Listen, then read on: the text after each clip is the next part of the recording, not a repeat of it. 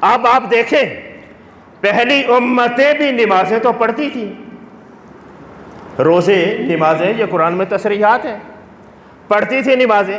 مجھے کسی ایک امت کا کوئی شخص یہ نکال کر دکھائے کہ وہ اپنی نماز میں اپنے نبی کی آل پر درود پڑھتی ہو، کوئی امت۔ کیوں؟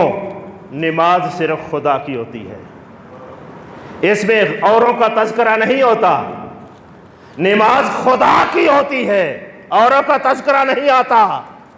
لیکن یہ امت مصطفیٰ ہے جس کی نماز ہوتی ہی نہیں جب تک آل پہ درود نہ پڑے۔